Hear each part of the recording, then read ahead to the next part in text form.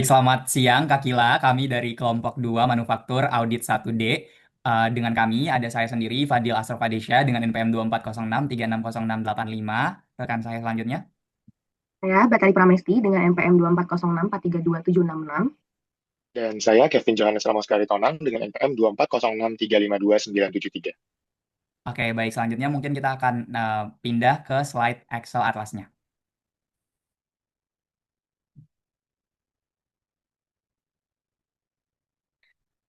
Oke, baik Kak. Di sini jadi kita bisa lihat bersama ini adalah homepage dari Atlas itu sendiri, di mana di sini kita akan mengisi identitas auditor, terus habis itu identitas klien dan juga informasi perikatan. Nah, di sini informasi yang kami dapatkan bahwa nama kantor akuntan publiknya itu adalah KP Santo Mas Ferry Philip dan kemudian nama akuntan publiknya ada Prabdi dan susunan tim perikatan ini karena dia satu bintang, artinya dia akan mengikuti dengan pengisian-pengisian kita di halaman-halaman selanjutnya. Kemudian di sini ada nama kliennya yaitu PT Krakatau Steel Persero Tbk, kemudian ada alamat klien di Banten dan nomor telepon serta NPWP dan juga sektor usaha klien karena kita manufaktur ya jadi di sini adalah industri pengolahan manufaktur. Selain itu ada status kepemilikan klien di mana swasta dan non go public. Selanjutnya ada informasi perikatan di mana tahun bukunya itu berlangsung dari 1 Januari sampai 31 Desember 2024. Tipe perikatannya perikatan tahun pertama dan jenis perikatannya adalah audit atas laporan keuangan. Kemudian standar auditnya itu menggunakan SPAK atau standar profesional akuntan publik dan kemudian standar akuntansi kliennya itu menggunakan SAK umum konvergensi dari IFRS.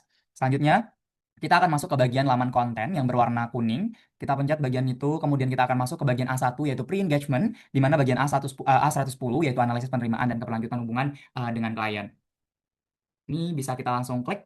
Dan di sini terdapat informasi dari KP yang telah kita isi di halaman homepage tadi. Kemudian nanti ini akan menyesuaikan dengan referensi dari homepage tadi. Jenis usaha kliennya itu low, dan high untuk standar akuntansi keuangan yang digunakan oleh klien. Kemudian di sini kita akan mengisi isu pelaporan keuangan terdahulu, di mana entitas itu kan sudah berdiri sejak lama dan laporan keuangan periode sebelumnya tersedia dan telah diaudit oleh auditor independen lain atau auditor yang bersangkutan. Ini sesuai dengan soal kita yang telah ada di case-nya, yaitu di di bagian A110. Kemudian kita akan mengisi bagian integritas manajemen di bagian A1101. Ini akan kita isi satu persatu mulai dari A1101 bisa kita buka terlebih dahulu. Kemudian di sini ada bagian hasil analisis yang perlu kita lakukan. Nah, yang pertama itu ada mengenai apakah terdapat isu mengenai kelangsungan usaha yang tersaji. Untuk bagian ini pada catatan laporan keuangan sebelumnya itu ya dan pada opini audit sebelumnya ya. Kenapa? Alasan kami karena di dalam case ini itu adanya utang jatuh tempo besar dan restrukturisasi yang belum disepakati merupakan indikasi going concern dan menjadi alasan modifikasi dari opini auditor yang akan dilakukan. Kemudian yang kedua, apakah terdapat isu mengenai restrukturisasi keuangan? Ini ya, sesuai dengan poin kita sebelumnya. Kemudian untuk bagian tiga, apakah terdapat isu mengenai kerugian yang berlanjut? Ini tidak ada karena tidak ada informasi dalam soal yang menyebutkan perusahaan mengalami kerugian berulang atau continuing losses. Kemudian habis itu yang keempat itu ada apakah terdapat isu mengenai penyajian kembali restated atas laporan keuangan? Itu tidak karena kami tidak menemukan informasi mengenai restatement pada kasus ini. Kemudian yang terakhir ada poin 5, apakah opini auditor periode lalu jika ada menyatakan opini selain wajar tanpa pengecualian? Ini ya karena opini sebelumnya adalah wajar dengan pengecualian atau WDP. Sehingga alasan kami menerima perikatan tersebut karena KP tersebut menilai bahwa periode sebelumnya auditor memberikan opini wajar dengan pengecualian yang disebabkan oleh ketidakpastian terkait restrukturisasi utang bank, manajemen perusahaan masih menunjukkan upaya untuk memperbaiki kondisi keuangan dan meningkatkan solvabilitas perusahaan. Sehingga status KKP di sini itu adalah komplit karena kita telah mengisi juga hasil analisisnya dan telah mengisi juga hasil keterangan-keterangan di sini. Terus setelah itu kita lanjut ke bagian konten, kemudian di bagian 110, kita lanjut ke bagi halaman A1102, di mana bagian ini kita akan mengisi mengenai integritas manajemen, di mana hal ini kita akan mulai dari apakah terdapat reputasi buruk, itu ya karena terdapat informasi bahwa manajemen kunci memiliki reputasi buruk. Terus yang kedua ada apakah terdapat ketidakwajaran sifat operasi kalian termasuk praktik bisnisnya? Ini tidak, karena kami tidak menemukan informasi pada soal mengenai praktik bisnis yang tidak wajar dari PT Krakatau ini. Kemudian yang ketiga, apakah terdapat informasi kurang baik yang berhubungan dengan perilaku pemilik utama dan sebagainya? Ini ya, karena reputasi buruk manajemen itu merupakan indikasi risiko integritas dan governance yang telah kami telusuri lebih lanjut. Kemudian yang keempat, ada apakah kalian secara agresif berusaha menekan fee jasa profesional KP serendah mungkin? Ini tidak ada informasi juga. Kemudian yang kelima, apakah terdapat indikasi adanya pembatalan lingkup pekerjaan yang tidak wajar? Ini tidak, karena tidak disebutkan dalam kasus juga. Terus apakah terdapat indikasi bahwa kalian melanggar tidak sesuai atau terlibat dalam pencucian uang dan terorisme sebagaimana yang diatur dalam peraturan tersebut? Itu tidak ada sama sekali karena status sebagai pengurus partai politik saja itu tidak otomatis termasuk dalam pencucian uang seperti yang di-state di kasusnya bahwa terdapat hubungan antara partai politik. Dan selanjutnya itu apakah terdapat identitas dan reputasi buruk atas bisnis? Itu ya, karena terdapat hubungan dengan pihak politik yang memiliki reputasi buruk. Dan 8, apakah terdapat dua auditor independen? Ini tidak, karena tidak di-state juga di dalam kasusnya. Dan yang ke-9, apakah terdapat alasan yang tidak wajar? Itu tidak ada juga. Sehingga KAP tersebut terdapat indikasi risiko integritas manajemen karena informasi yang menunjukkan bahwa manajemen kunci ini memiliki reputasi yang kurang baik serta terdapat keterikatan dengan pihak yang merupakan pengurus partai politik yang telah kita lihat di case juga bersama-sama. Sehingga status KKP di sini sudah komplit. Kita balik ke previous index, kemudian kita lanjut ke bagian A1103, di mana ini kita mengisi bagian nama-nama dari personal KP dari Santos tersebut. Kita bakal mengisi satu persatu dari partner, supervisor, senior staff sampai staff. Ini kita akan mendokumentasikan juga ketersediaan waktunya itu seperti apa. Kemudian kita akan mengisi pengalaman bidang auditnya seperti apa, berapa tahun, dan juga pengalaman-pengalamannya itu apakah sudah memadai atau tidak memadai. Ini akan disesuaikan juga dengan kompetensi personal KP yang telah ada di dalam sheet case tersebut. Namun di sini 15 orang dari KP tersebut memadai dari segi kompetensi personal KP. Sehingga selanjutnya kita akan menilai mengenai ketersediaan waktu. Ada beberapa orang yang memiliki ada batasan waktu karena ada yang lanjut belajar, lanjut studi, dan juga ada yang memilih cuti untuk ada yang memilih cuti, ada yang memilih untuk izin belajar. Sehingga di sini ada yang ya, ada yang ya juga, yaitu sisa Alilis dan juga Ellen. Selanjutnya di sini ada hasil kompetensi di mana kompetensinya itu memadai semua. Ketersediaan waktunya itu ada yang memiliki batasan waktu, yaitu tadi yang saya sebutkan, Lilis dan juga Ellen. Kemudian kita masuk ke independensi. Ini tinggal diisi lagi sesuai dengan case tersebut, tinggal disesuaikan dengan tabel-tabelnya. Setelah itu kita akan melihat untuk dari ringkasan kompetensi, ketersediaan waktu, dan juga independensi, siapa yang bakal kita pilih, siapa yang akan terpilih untuk menjadi tim perikatan. Dan yang terpilih itu ada Susan sebagai partner, kemudian ada Philip sebagai manager, kemudian ada Kono sebagai supervisor, dan juga Tira dan Stephen itu sebagai anggota tim dari audit perikatan tersebut. Selanjutnya kita bisa masuk ke previous index.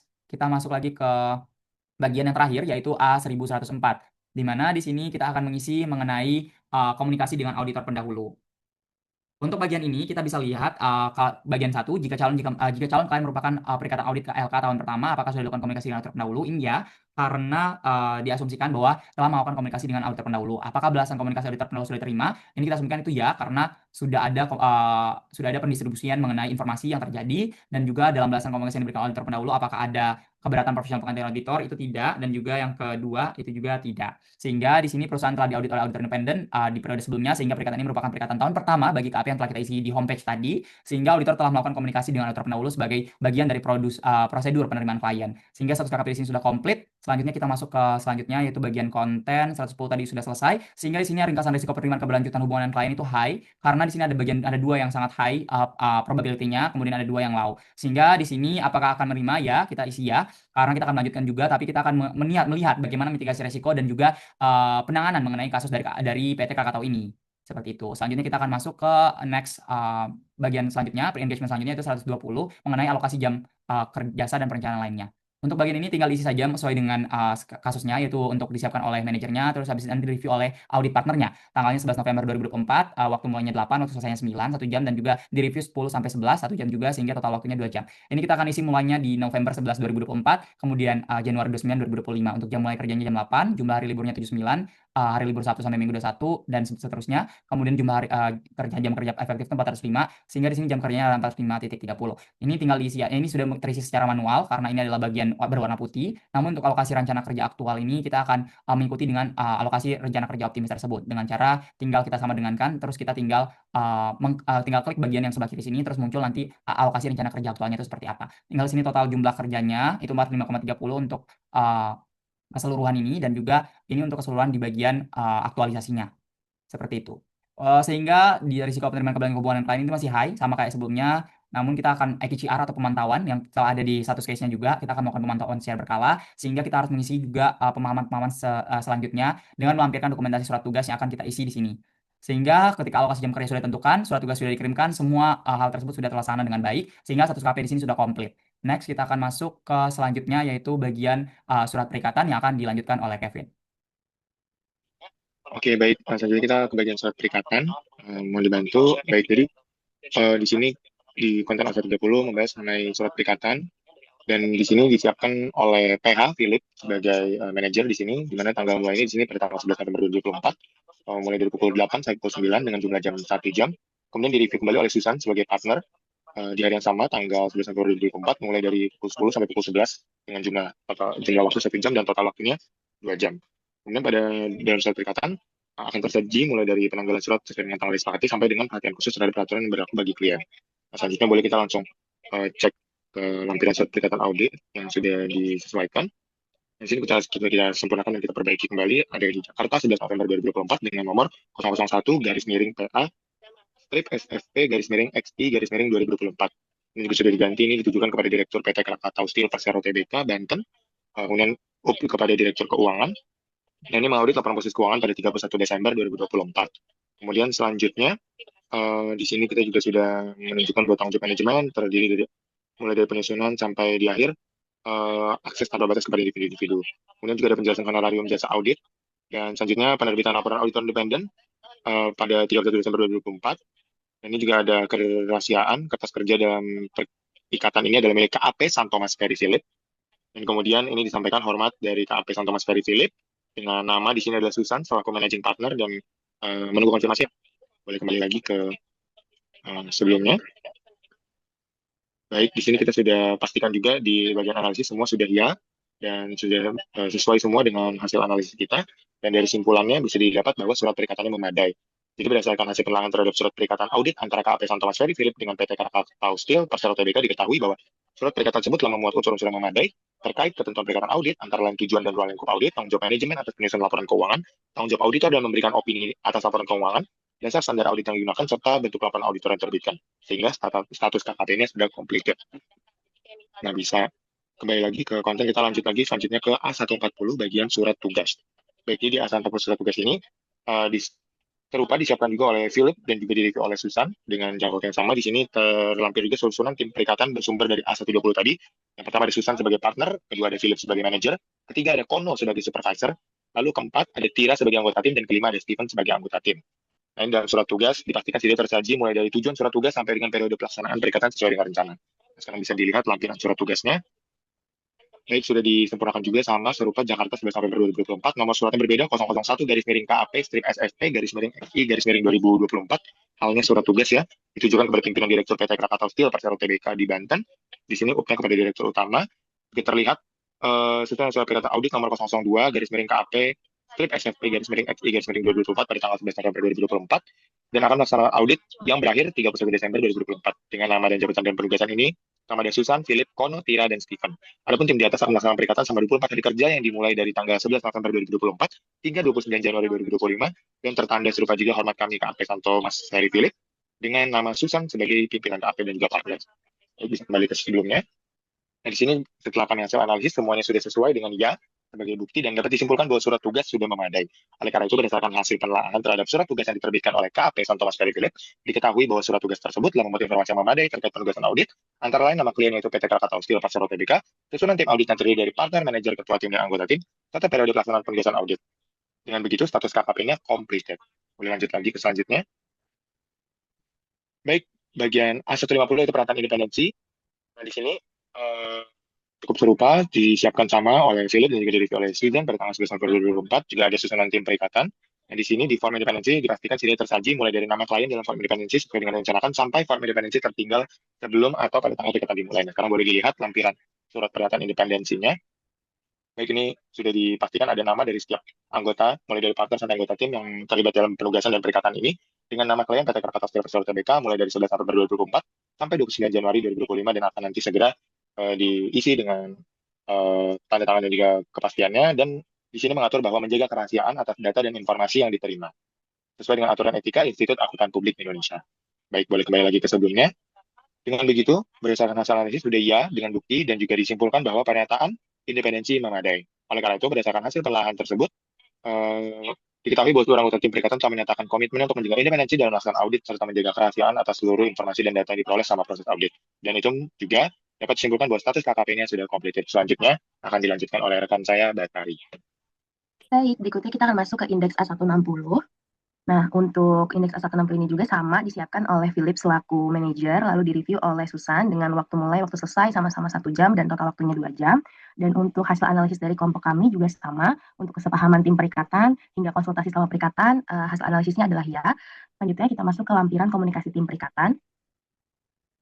Nah, berikut untuk hasil dari lampiran A160 sudah kami sesuaikan juga dengan apa yang telah kami kerjakan pada indeks manufaktur ini. Boleh scroll ke bawah.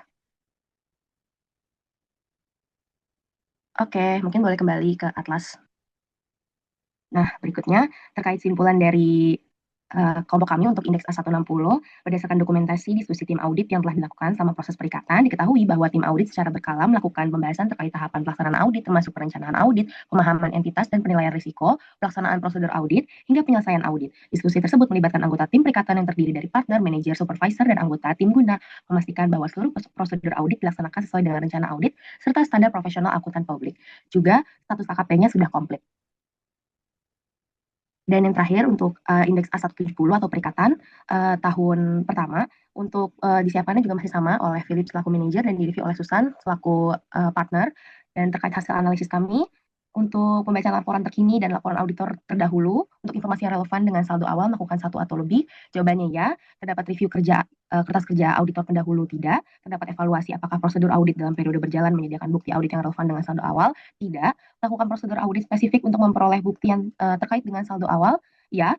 Terdapat bukti audit yang cukup dan tepat bahwa saldo awal telah mencerminkan penerapan kebijakan akuntansi yang semestinya ya. Dan apakah saldo awal mengandung salah saji material? Tidak. Boleh masuk ke lampiran. Oke, ini juga sama untuk penomorannya juga sudah kita sesuaikan 004 garis miring KAP strip SFP garis miring 11 garis miring 2024. Lalu di sini sudah kami sesuaikan juga dengan KAP San Thomas Ferry tersebut. Oke, boleh kembali. Nah, sehingga berdasarkan penelaahan terhadap surat permintaan informasi profesional yang disampaikan kepada auditor sebelumnya, diketahui bahwa KAP San Thomas Ferry Philip ini telah melakukan komunikasi profesional dengan auditor terdahulu sehubungan dengan penunjukan sebagai auditor PT Krakatau Steel Persero Tbk untuk tahun yang berakhir pada 31 Desember 2024. Komunikasi tersebut dilakukan untuk memperoleh informasi yang relevan mengenai kondisi klien serta pertimbangan profesional yang perlu diketahui sebelum menerima perikatan audit dengan status KKP sudah komplit. Baik, mungkin sekian untuk presentasi dari kelompok kami terkait indeks atlas A110 hingga A170. Terima kasih. Wassalamualaikum warahmatullahi wabarakatuh.